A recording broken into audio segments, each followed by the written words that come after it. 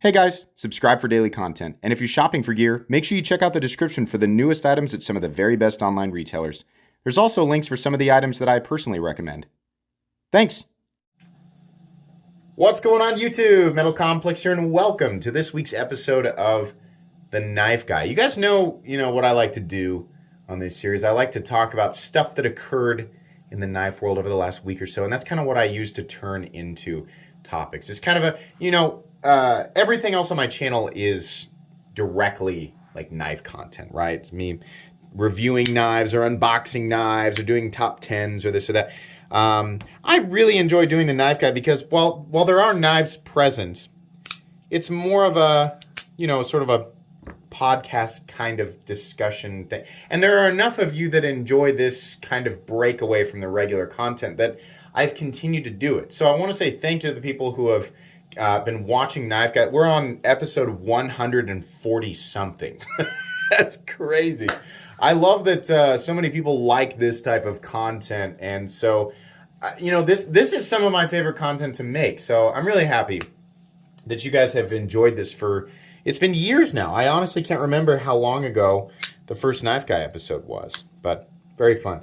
I want to talk today. This is a topic I have covered before, but not for a while. I want to talk about everything about the knife community that I like. Right? I think it's easy to come up with things to complain about, right? Not just with the knife community. I think like in general, human beings, it's much easier to come up with something to complain about than it is to, come up with something to be happy or positive about. That just it's made it sound like I'm going to do something very difficult today. Okay, I'm going to say nice things about. No, actually, I think it's pretty easy as far as like coming up with nice things to say about certain topics. I think coming up with nice things to say about the knife community is pretty easy. This is stuff that I've talked about before. One of the best things about the knife community is people's willingness to help, and not always out of, it's not like ego driven, like, ooh, an opportunity to teach the stupid things. No. I would say from my perspective, most people are like, hey, what's up? I can tell you're new, so I'm going to give you some information that would have been helpful for me, right? When I was newer. That's what I try to do.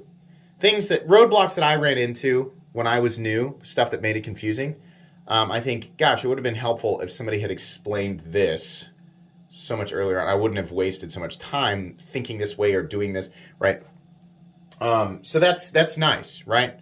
I see that all the time. I see that in my comments section, people jumping in to just be friendly. And I think that that's absolutely wonderful. Another thing that I really, really like is, God, seriously, what other enthusiast community, what other hobbyist community can people readily, and I know, like, sorry, I'm going to exclude people from foreign countries because it's very different there. But, like, if you live here in the United States, which is, to be fair, that is the vast majority of my demographic. I don't mean to leave anybody out. 87% of you are from the United States, right? Most of us can readily buy, sell, and trade with each other. So we have that. Then on top of that, stuff that is very expensive and often rare is just readily and easily trade. Like this community is so interactive, but it's because we can be, and we so openly trust each other with these. We get on wherever, Blade Forums, Reddit, wherever you trade, Facebook, and we're like, yeah, I got this for sale. It's a $300-$400 pocket knife. So yeah, I'll take it. And then they pay and they trade. Do things go wrong? Sure. But like if you're new and you're like, that sounds really scary, like just blindly trusting people online with a multi-$100 or multi-$1,000 object. Obviously, the more expensive it is, the more nerve-wracking it is. But yeah, for the most part, people are pretty trustworthy. I talk about, 4 or 5 years ago, before the channel got started, I was extremely active on Blade Forums. To this day, I think I had 57 purchases, sales, or trades total on blade forums. Not a single bad interaction. My only negative interaction at all was, if you're probably familiar with my 0392 story. I kept asking, does it have detent lash? And the guy was like, no. And I got it, and it did. That was kind of a bummer. But geez, like 57 good ones and one kind of crappy one.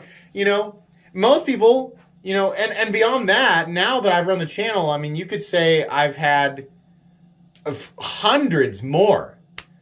And maybe that's not fair because people are willing to send me stuff that I send back, right? My point is that most people in the knife community are pretty A-okay, right? If you go to the right places. If you go to the kind of community-created areas where it's like, this is a good place to do this.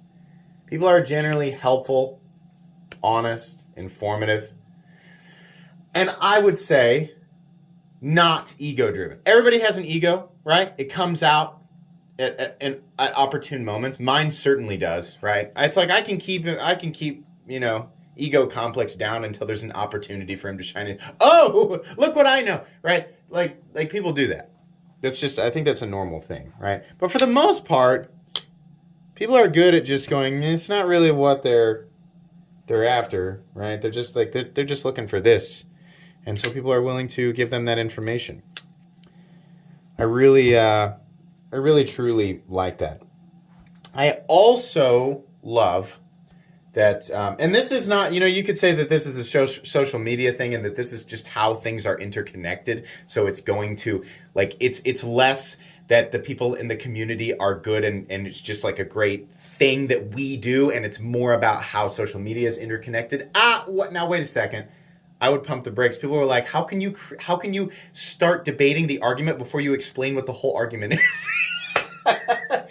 Okay, take Facebook, YouTube, Instagram, Reddit, Discord, what are some other blade forums, right?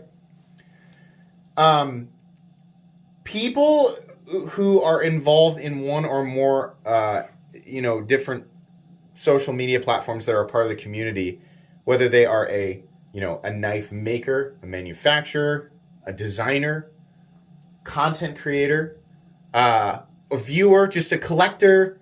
I don't mean to say just right? If you're not one of those first things, you're not cool. No. Everybody kind of knows everybody, even if you don't interact, right? You can say, well, that's the same thing with the gaming community. Is it though? Is it the same thing where people are within reach? None of us content creators are cool enough to be unreachable. You want to know how complicated it is to reach out to me? You just go to Instagram and be like, hey, what's up? And while I do, admittedly get a lot of DMs, many of you know I'll respond and be like, hey, what's up? I'm just making some eggs. It's not. We're all still small enough to where it actually, you really can just go. Nobody is cool enough. Nobody is above everybody else enough that you can't just reach out and, who's big in the gaming community? Who's a big, I don't know, is Ninja still a thing? You probably can't DM Ninja, right? Is that the Fortnite guy? Who's the? I'm sorry, I'm not up to date on. I just play video games by myself, so I don't know. Whoever the biggest gaming channel, you can't just reach out to them. But even the biggest knife who's the biggest single knife, the biggest channel that's mostly about pocket knives, Nick Shabazz, and I would say Talon Sai and Nut and Fancy, but they kind of do other things as well. Even them though. From what I understand, is still pretty simple. I'm kind of going off course here. Point is, there's lots of different platforms and people kind of pick and choose the ones that they want to, but all of us have heard about each other and all of us kind of interact with each other. And it's not like there's, there's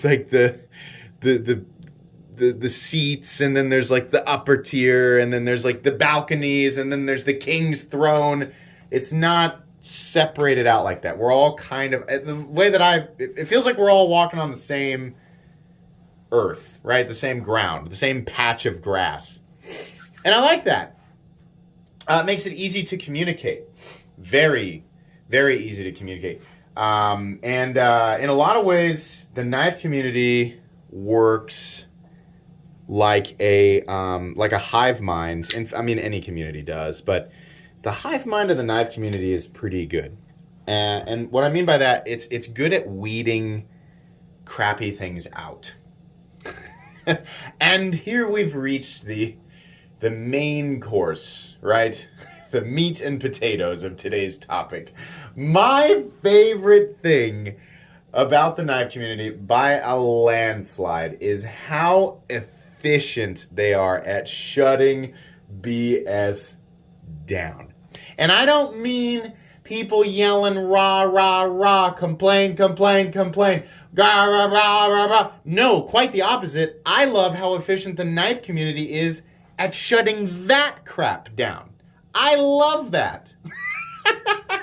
Like, we all kind of realize that, like, there are things that are going to happen. There's like new this hype, and then there's this, new thing that's come out, but we don't like the way that this company's handling this, and so and this person, right? That drama occurs.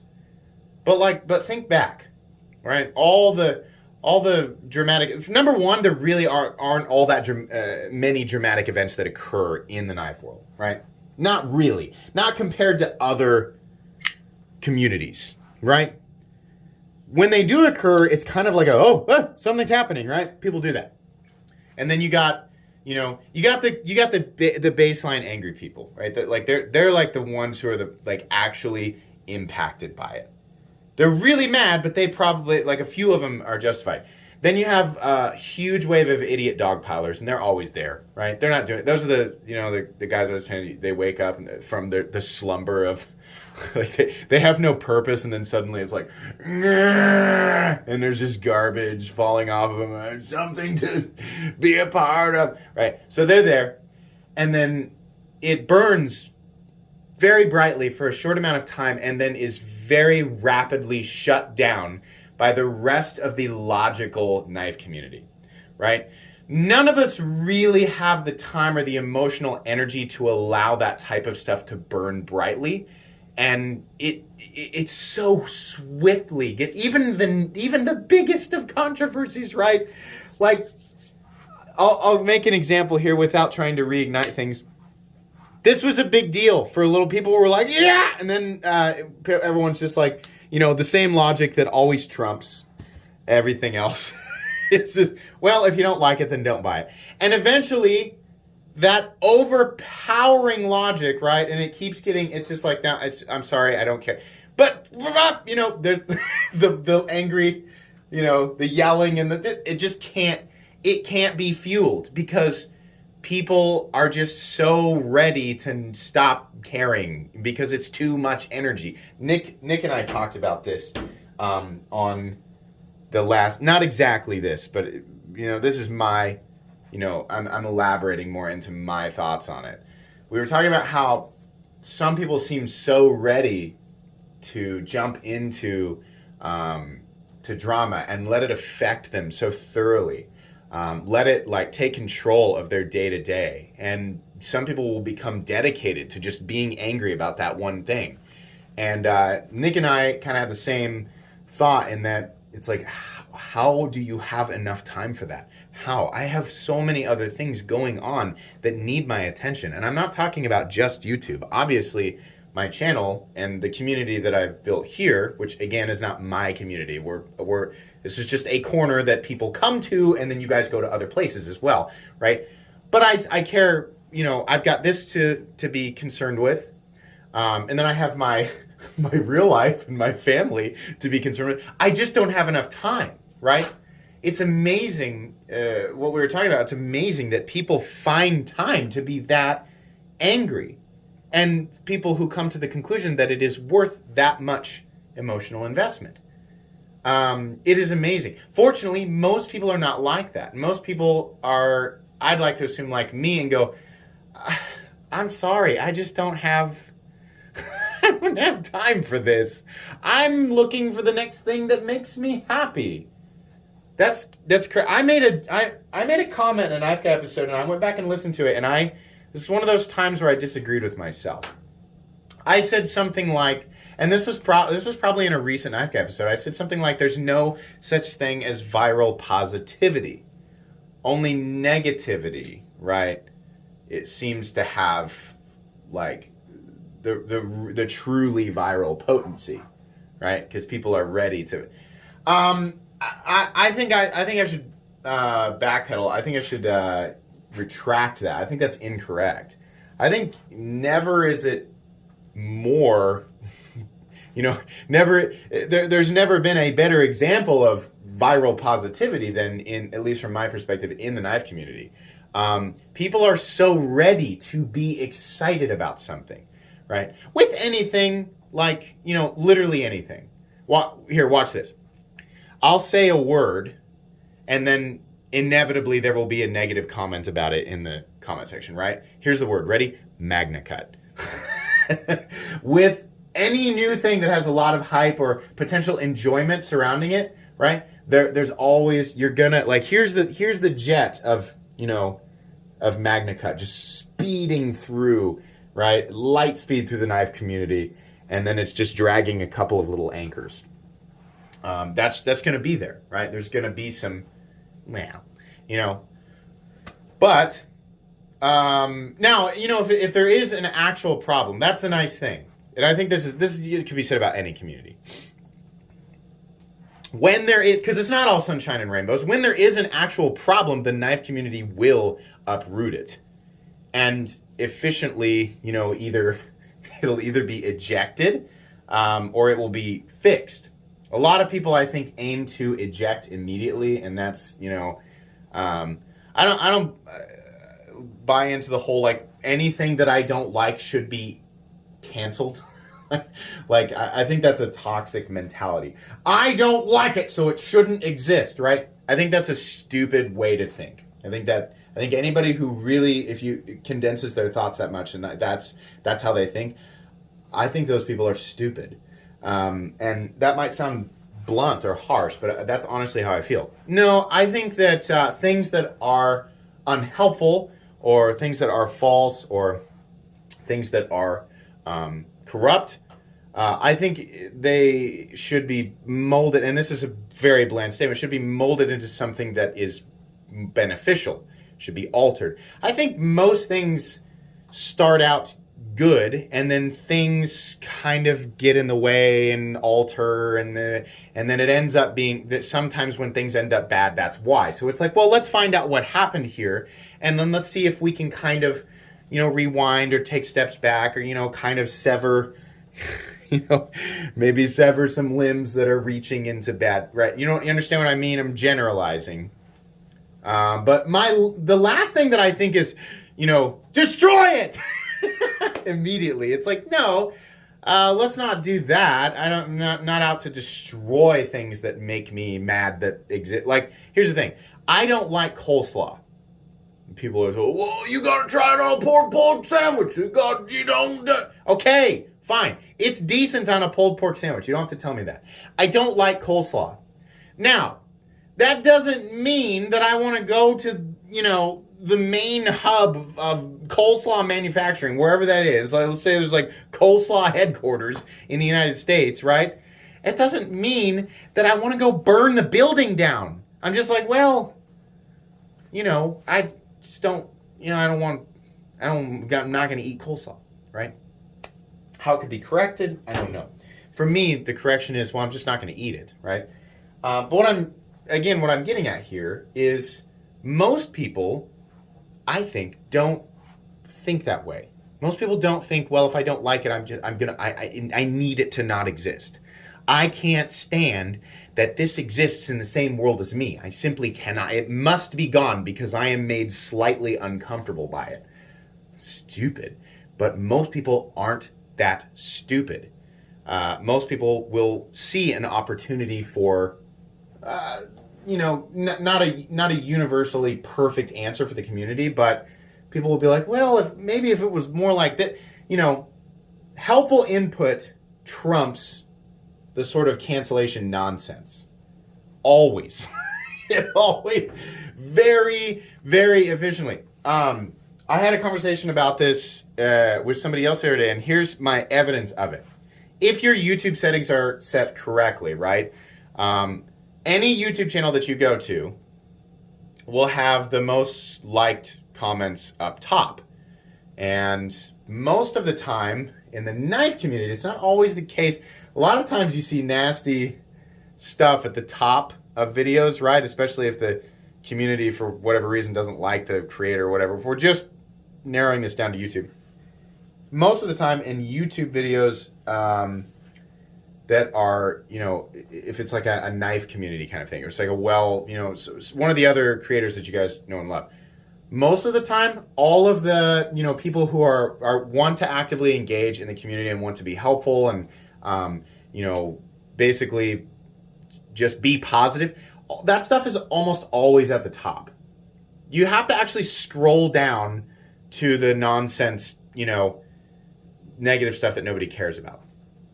And, for you, if you leave a comment on a video, even if it doesn't get any interaction, when you look at it, it'll be at the top. But it's not the top for anybody else unless you have a bunch of people agreeing with you.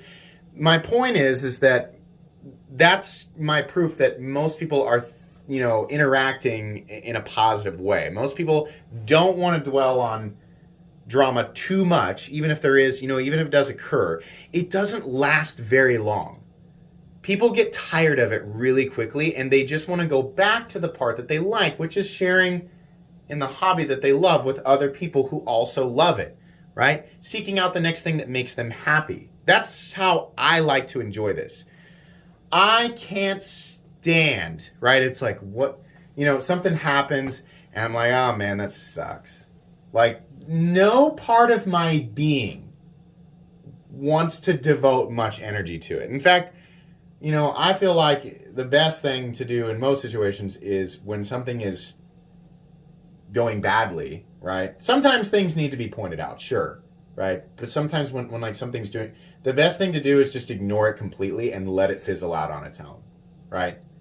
That's the best thing, because yelling and parading about it attracts a whole bunch of unnecessary attention, and in some cases will promote the thing that people are upset about. But that's what I like to do, is kind of ignore it and go back to the part that makes me happy. And I love seeing that so many other people feel that way, right? When you watch knife content, you go down in the comments, and unless you have it set to newest first, right? Then you see whatever the newest thing. But if you just go to generically, like, here's how people seem to be interacting with the video, what's on the top is almost always like, cool, thumbs up, and there's a bunch of people just sort of enjoying and sharing, Does that mean that, some people are going to say what he's saying is that any negative criticism should be shut out completely and totally ignored? No. If that's the conclusion you came to, you're not paying attention, right? That's not what I'm saying. Sometimes people are being positive and helpful by offering criticism, things like that. But that's the nice thing, is it seems to be more about helping with most people and less about ego-driven, empty criticism, right? The knife community is very, very efficient at figuring out who's trying to be helpful and who's just blowing smoke. Who's just, I think the easiest type of person to pick out of a crowd is just a truly miserable person. It's really easy to go, there's nothing good's going to come out of this, right? I mean, it's like people are so good at picking that out, and, but at the same time, it's not, like, people will at least try to be like, hey man, like, what can we, is there anything we can do here to help, But it's good. Instead of, that just sort of duplicating itself and spreading to so many people, and everyone's just like, oh, I'm miserable too now. People are pretty good at going, no. Here's the line right here. And we're going to be up here and enjoy it the way that we want to and be happy, right? Most of the time. That's usually how it is. I think that's good. You might say, well, that's why, some people are going to say the general positivity and just the whole want and need and desire to continuously chase new things down and collect and, scratch that itch, that makes it easy for knife manufacturers, knife companies to rip people's faces off and take advantage of them, right? I think anybody who's that ready to say that, I think you have very little faith in the intelligence of other people. Those are the same types of people who will say, like, everyone is a sheep. No, most people are much more intelligent than that. Most of the time, people in general will not overpay for something unless it caters specifically to them. Like me personally, I kind of know when I'm overpaying and when I'm not. I will overpay for something that I want enough, and then it's kind of like dissecting. It's like, did I overpay for it, right? If I wanted it that badly, does it mean that I overpaid, or does it mean it's just the value was there for me, right? Sorry, we're going off on tangents here, but my point is that most people are not just like wandering around going, tell me the next thing to spend hundreds of dollars on. No, most people that are in the enthusiast knife world kind of have like a personal, a well thought out personal direction that they are, that they're implementing when they make a purchase. And I like to see that. I also like to see it when it's being used to help other people. That's what I see. It's a 26-minute episode of The Knife Guy. I think it's gone on long enough, but I'm just happy being a part of this. I like it. I like that positivity seems to trump negativity 99.9% of the time. That's my perspective. Now, depending on what corner you are in, you may not share the same perspective as me. Depending on who you talk to, you may not hear the same thing. So, if it helps, take it from somebody who gets 80,000 comments a year and interacts, literally, I'm not kidding. That's actually how many comments I get on this channel per year. Somebody who runs a channel that, and this is not a flex, I'm using it to explain, this is my perspective, about 1.2 million views a month. This is what I see. This is my window washer perspective, as I like to call it. Not because I'm not saying that I'm better, I'm just saying if you're up really high on a building washing windows and you can look down and see everybody kind of moving all at once, this is what I see, right? And sometimes that's a different perspective than people who are walking, on the ground and just looking at what's right in front of them. Generally, it seems positively, not just generally, it seems like the vast majority of the time, positivity trumps aggressively. It's so powerful. Negativity has very little chance here. But it trumps it most of the time. And I love that. So thank you guys for being an awesome community, at least here on my channel. Very much appreciate that. Thanks for watching The Knife Guy. I'm going to keep doing this series because this is one of my favorite things to do. Thanks for helping me reach 80,000 subscribers. That's definitely a milestone I never thought I'd reach. And yeah, thanks for being awesome in general. That's going to be pretty much it today. If you enjoyed this video, leave a like. If you'd like to check out my other content, I do, of course, have lots of videos of knives. They're either expensive or inexpensive that I do or don't like, so check those out. And if you enjoy all my content, go ahead and click on that Metal Complex logo right there and subscribe because there's definitely more coming. Thanks again for watching, everybody, and have a great day.